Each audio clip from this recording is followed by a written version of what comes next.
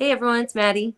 And this is Bleeves, and we're here to wrap up the Chicago Bears, who dominated, absolutely annihilated, and destroyed the Detroit Lions and sent them home like the little baby kitty cats that they are with a victory of 28-13, scoring almost at will in the second half. Maddie, you excited about what happened? Yeah, honestly, it was great.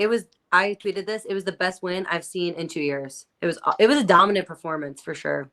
I think so. It seemed like a complete performance, and that complete performance was led off by, drum roll please, this guy right here, Justin Fields. Justin Fields ends up 19 of 33 for 223 yards and a touchdown. Now, he did have a fumble, and you don't like to see those fumbles continue to manifest themselves, but what do you think, and how would you grade Justin Fields' performance on Sunday? I would say B minus because he got his job done, but first half is still a little stagnant. I was a little worried. He was missing some, and there was a play in the second half. I thought too he missed a open guy that he needs to make that play, but he had some beautiful passes. He had the touchdown, the play to DJ Moore. It was great. All right, I think he was a little bit off. I think he was overthrowing Darnell Mooney. If Darnell Mooney was 6 inches higher, he would have been nailing it. Yeah. But I do think that he was overthrowing just a little bit. I think he was a little bit nervous because this was a good game. He was having a good game and everything was happening. But so I'll give him a B and say that we move on from that. And it looks like Justin Fields is he QB1 for next year? That's the question. Now, I'm going to ask you this. If you had to choose between paying $40 million a year for Justin Fields, knowing that you got him for one more year at about $10 million, or you can bring in Caleb Williams next year at about $46 million, I think will be the salary cap for 4 years. Which one would you go for? I'm not going to lie. I'm just so biased. I'm a Justin Fields fan, and I just don't want to restart at the quarterback position. And that's just, I don't know. That's just how I feel. I just don't want to restart. I think Ryan Poles has done a great job building this team and roster. I'm going to agree. I think that at this point, the Bears should, at least in the last 4 games, if Justin Fields has a decent run, I think he has. I think he's been a team leader. And I think with this being the case, and I think you really need to consider that Justin Fields is QB1 now and for the foreseeable future. This team is on a run. They're now 5-4 in their last 9 games, and it's first 2-game win streak of Matt Eberflus's Bears career. Now, what about Montez Sweat, who he was all over the place yesterday, and he was rushing into the background. And did you see that sack? It's not a horse collar if you're in the pocket, but did you see that sack?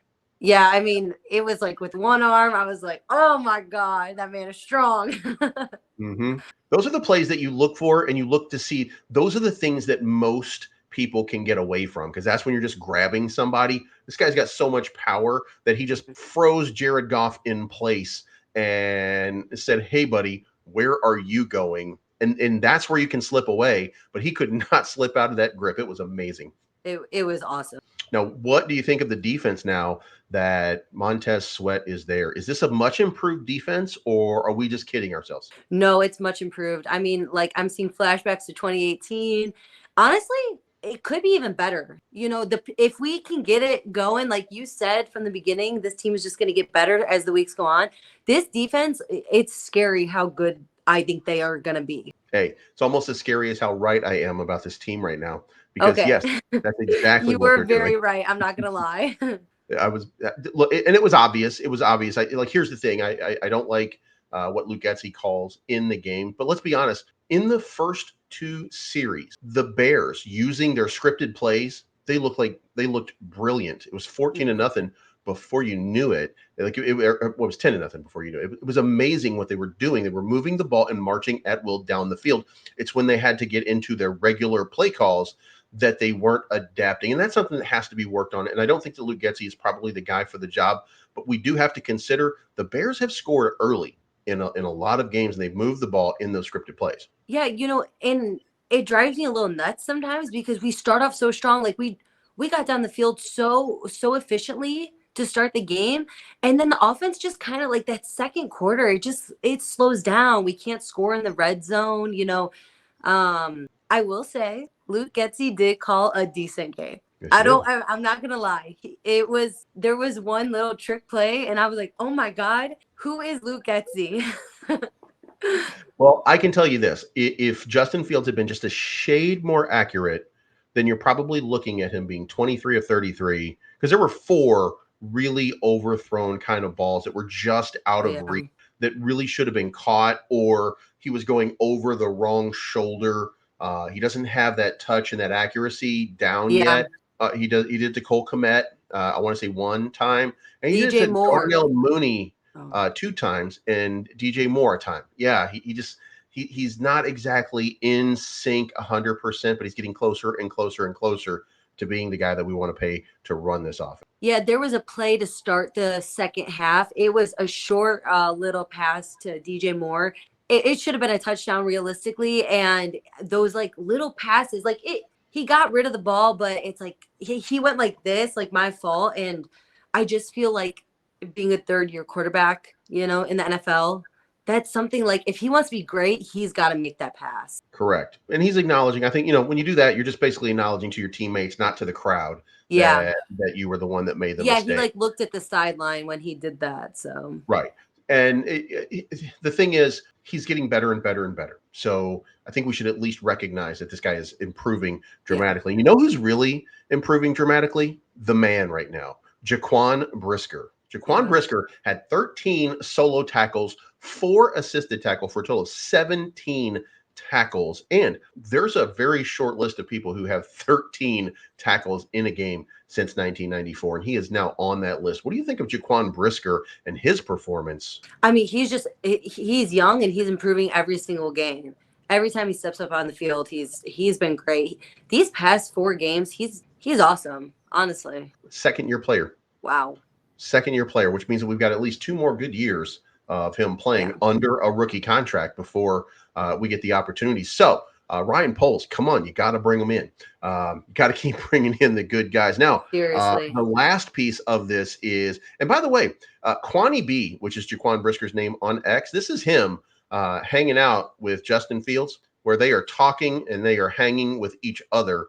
And Jaquan Brisker says, "That's my guy."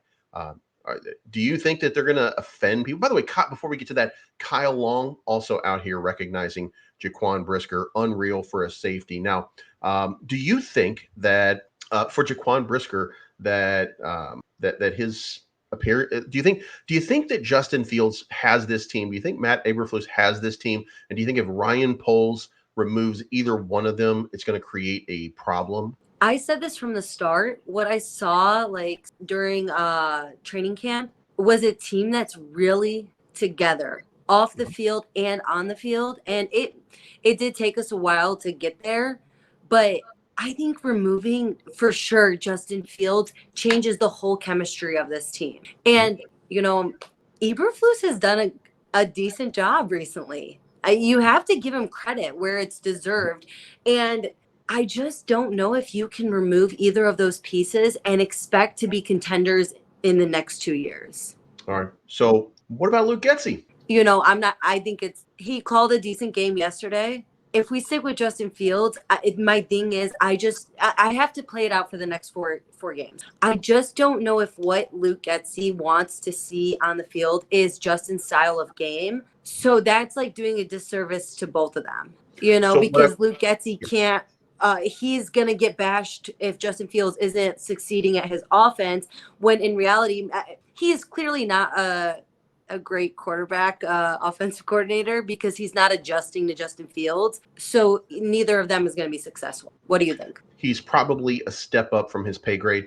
Like, he's probably better as a quarterback's coach, where he's not calling the plays, or he's better served in a different position and capacity on a team. Like, this is probably a little much for him.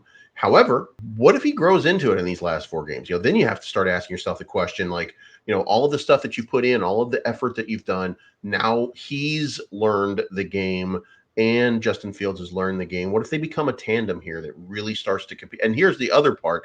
Matt Eberflus has taken bullet after bullet after bullet for this, and he has kept this team together. They've stuck by him. He has this team. He has Justin Fields. Yeah. And they're doing and saying mostly the right thing. I don't know, because it is a valid argument. If we win out and a miracle does happen going into next year, I mean, you can't get rid of those 3 key pieces and expect like the same results, I mean, yeah, okay, granted, it took us so long to get to the point where we're feeling right now.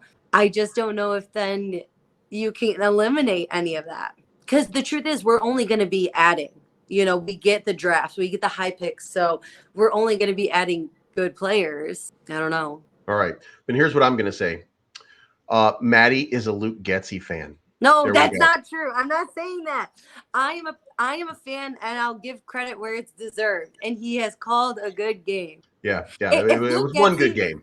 no, if Luke Getzey leads this team, if the offense looks great and leads this team to a playoff spot, maybe I'll be a fan. All right. The last one, and we got to recognize this man, Darnell Wright. Does Darnell Wright, he was in for, I think it was 45 plays. In 45 plays, he gave up one quarterback hit and no sacks. This guy was a rock. And he was up against, I want to say, the number 2 overall draft pick. Like Wow. he was up against a big time opponent and held his man to absolutely nothing. He's only going to get better. Like, we're saying this about every player. I know I'm saying this about any player, but like, that's how scary this team could be in the future.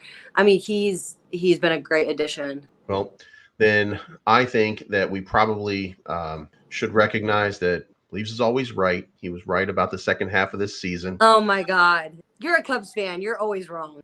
but so is your nephew. So he's super smart. Hey, he said he wants to become a White Sox fan. How many grades has he skipped so far? I think one, actually. I'm not gonna lie. Yeah, he's definitely Mensa if he's going with the Cubs. Anyway, but yeah, I mean, like, this is a team that in the second half of the year, and I think I told you this in preseason, even that this is the team that in the second half of the year was going to start to rally, and then we're going to find out what they're made of. And then once we get to that, they're going to have a year or 6 months or so where they're going to have to figure out, can they gel and can they move forward? Can they build pieces around? So let's just say this. You're almost secure in the first pick. Now, if you're Ryan Poles, do you take Marvin Harrison Jr. with that number 1 pick, or do you trade out of it and maybe let the Patriots take that number 1 pick? Because they're looking to get their quarterback. What can you get from them? Can you get 3 big draft picks? Keep rebuilding this team.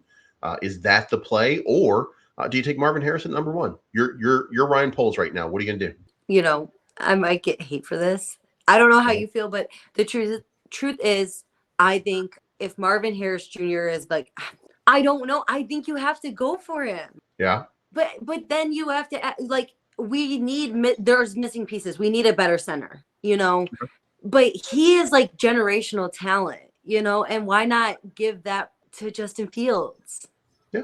I mean, that's fair enough. That's fair enough to say, but here's my other piece. And this is why, for me, it feels cut and dry, or it did, until I watched LSU play the other day and I saw Malik Neighbors, and oh my God, this guy is every bit the NFL standout running back that everybody has been looking for and everybody's been talking about. So I would maybe even venture to take a risk if I can pick up extra draft picks that I would pass on Marvin Harrison Jr. in order to move down and be able to pick up Malik Neighbors in a lower draft position, and still maybe be able to get Jared Verse with that 4th or 5th pick, because I also think that Jared Verse is a freak of nature.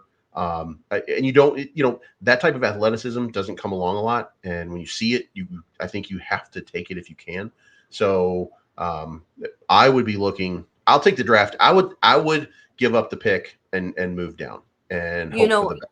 I don't really know too many college players, so I also can't make a really good judgment. This is kind of just based off of what I've been like reading about the like first pick. But I don't know. Like, I think Ryan Poles, I'm his biggest fan.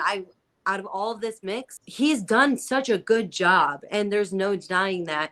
And I truly think he is evaluating this team, and he knows what we need. Imagine this. It only took a couple of wins, and now all of a sudden, all the pieces are starting to fall together. Yeah. The confidence, we saw it start with Tyson Bagent, because the Bears were in the doghouse. They were not feeling it. It wasn't resonating. Tyson Bagent showed that we can throw downfield and that the receivers are ready for that downfield game.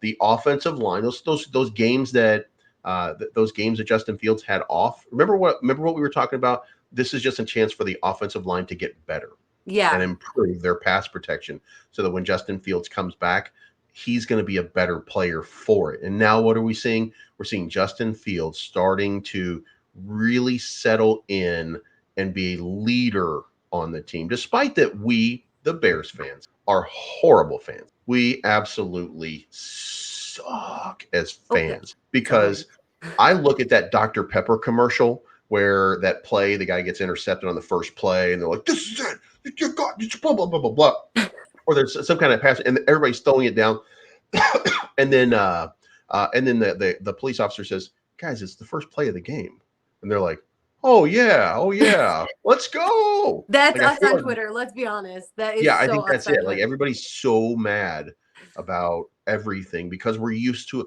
It's almost like a culture. And the fans are going to have to deal with getting over that culture of being disappointed. Yeah. But this is a team that I think is ready. I mean, ready. I agree. I mean, they just look dangerous. They look dangerously good. Like they could be very, very good. Mm-hmm. And I just truthfully trust Ryan Poles. I think he's done a really good job, and he's only going to get better at his job. He's young.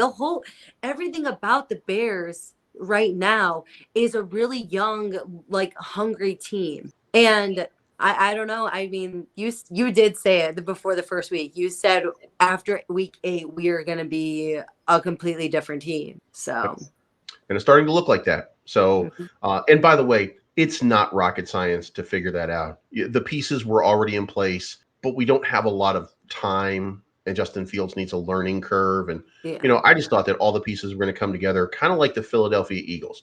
The Philadelphia I saw Eagles that. were a bad team, and then all of a sudden, halfway through their season, became a good team. The Cleveland Browns were a bad team, then all of a sudden, halfway through the season, became a good team, and that led into much better and more improved season. So I just thought it stands to reason Bears are going to do this. Yeah, I'm excited. So now here we are. What are we going to do if the Bears win out?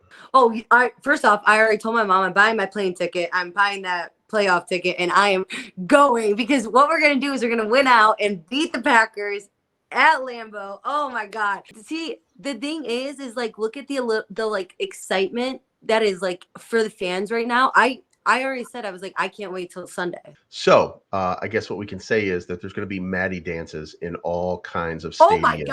God. Absolutely. I'll be dancing my way to the playoff game. I'll be so happy. I said, I live at home. I got money to spend. And it'll be on that.